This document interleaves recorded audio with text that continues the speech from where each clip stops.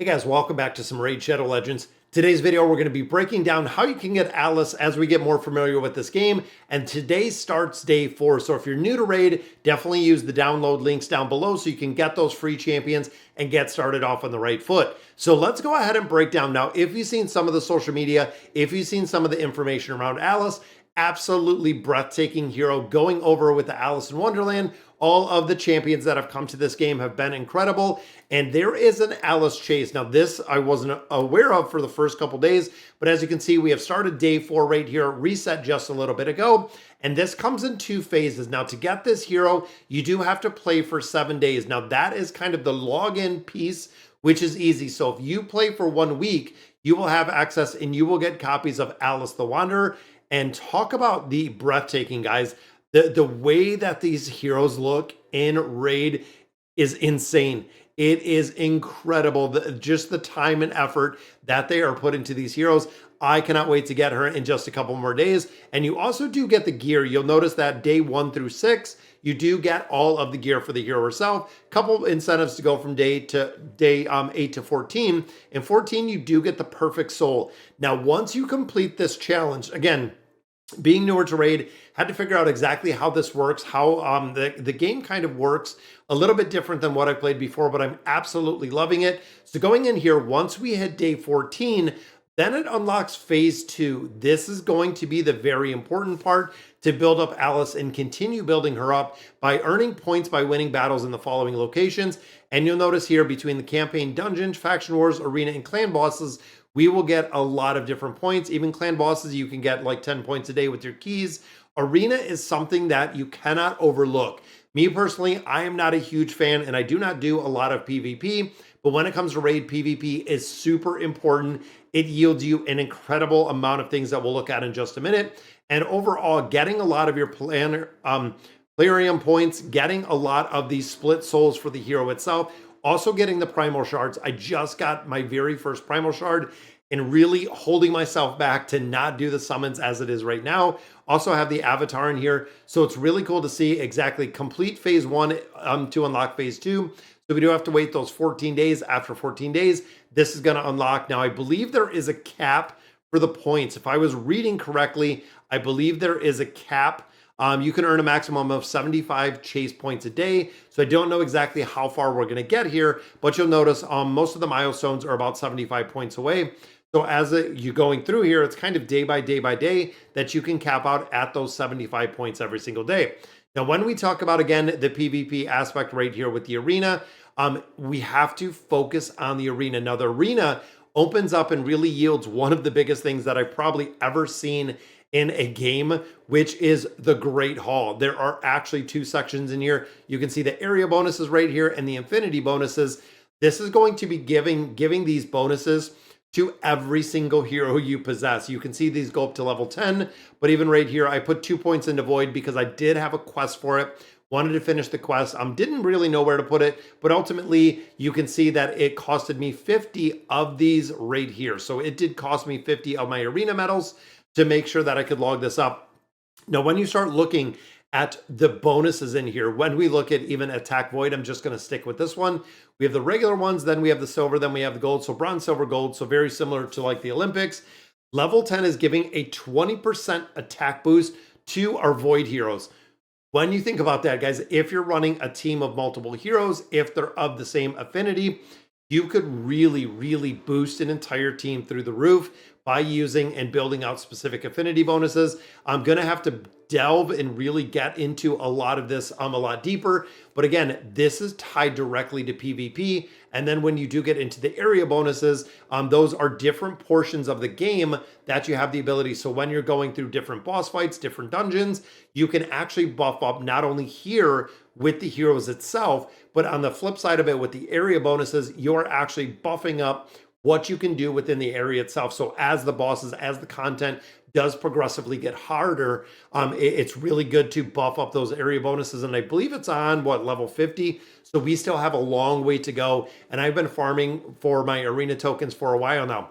Now, also, if you're newer to Raid, you'll notice right off the bat, there are, again, a lot of rewards that I cannot pick up in here because these are arena tokens. arena. I cannot stress it. And I'm going to have to go through, figure out a PvP team, because as it sits right now, just being earlier, we're using the team that we have. But you'll also notice we're starting to get a lot more rare heroes. We're starting to get, our first epic hero. We have a couple more summons, and I want to continue on the summons. And I'm only going to use really the first 2 stones is what I'm looking at. Like I had said earlier, we did get one of these stones. We got a Primal Shard right here.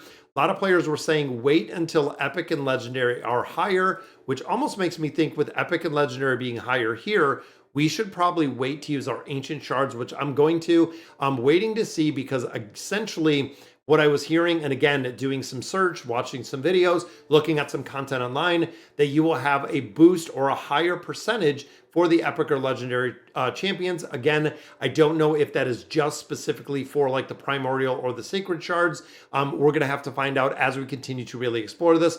But looking at the common, uncommon, and rare, even a very, very small chance to get those rare ones. But you can see over the course of a day since we did our video yesterday, we've gotten 42 more of these. So again, as we continue to farm, I feel like this is going to be something that we're going to get on a regular basis. So being able to use these heroes for food, using them as fodder, also finishing out our daily quests. Now, like I was saying earlier, when it comes to the gem mine, we did build this out. We finally hit that 500 gems, and we're very close to getting it up to level 2. You can see cooldown, I mean, going down about 2 hours and 20 something minutes. That's going to be a lot faster to get this gem mine really pumping out those gems. Now, of course, we need gems to get gems. So it is really the self-fulfilling prophecy. Right here, we almost got another stone out of here. I'm going to complete day number 4 today as we're going through here, increasing champion levels, make 4 upgrades. So pretty much everything you're doing on a constant day-to-day basis within this game is going to make your progression, going to get you some more experience, going to yield you some of those gems. And then again, like we said, it goes up to the monthly, it goes up to the weekly, and then the advanced one unlocks at 35, which we're getting there pretty quick. But you can see we've actually been going through the arena, 58 fights in the classic arena already. Campaign already 237. So I mean, 237 campaign battles within the last 4 days has been pretty intense. You can put as much time as you want to in here. And even looking at my energy, it's at 1781. So here energy is way over full. So I'm farming it. I'm going through, I'm making progression. Also the 6th anniversary, a lot of different things were coming up, but I've been focusing on the divers event. Now for me, again, being kind of newer to raid, this has been kind of a slow grind. You can see that we only have a set amount of time to go through here, and we do have to farm up dungeons and campaign locations to actually go ahead and build this out. The rewards will be available. Please restart the game to avoid any of the delays. And I think it ends 3/9. So we have a couple more days, ends in 2 days and 5 hours. So I'm going to have to farm this out a lot further. And then, of course, you see there are a lot of things that are coming soon within here around the 6th anniversary of Raid itself. Want to see exactly what it looks like. You can see starts in. And I like they give us kind of the breakdown of what is coming. I love how they do that. Even looking at the daily login rewards, looking at everything else, trying to get some of these heroes 30, 60, 90, 120. I mean, you're talking coming down here, you're almost a year into Raid at this, 30 days of daily rewards forever. But looking at all of the heroes that we have, 30, 60, 90 days, they seem to always be feeding us champions, which again is really cool to see. It's not so much about the acquisition of the champions doing all of the summons as getting a champion and having the ability to build the champion out and really develop it. And I feel like that's the part that I'm really getting kind of in tune with here. You can see we already got Kale up to 5 stars. We already do have him fully ascended.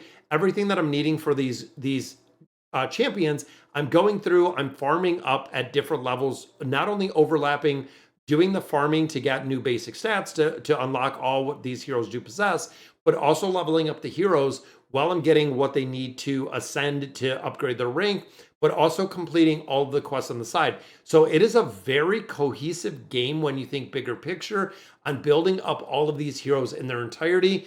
And that, again, is something that is awesome. Not only having a crazy amount of champions within this game, it's awesome to see kind of the overlap of how it works. Now, of course, once I get this gem mine out, then I'm into the Guardian Ring.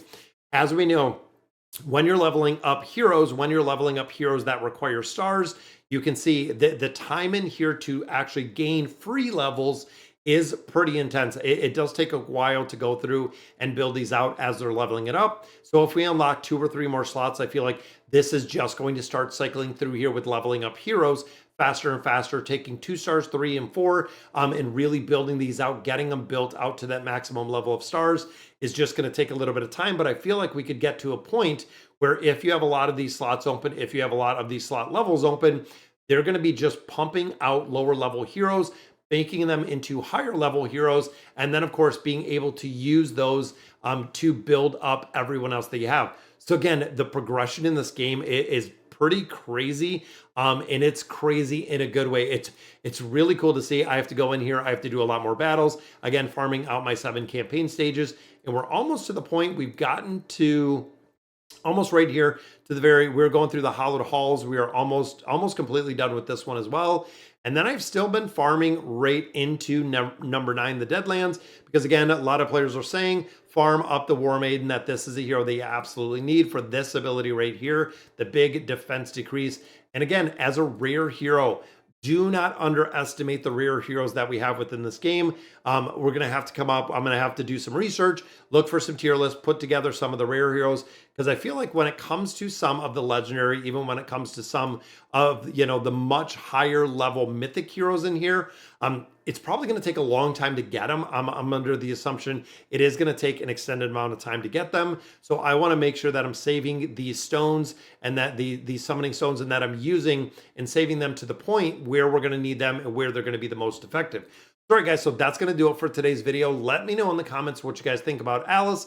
How's she working out? I don't have her yet, but I'm waiting. That is going to be my second epic champion as we do get her. So let me know how you're building her, what she's looking like. And guys, let me know in the comments what you guys think. And as always, thank you guys for watching.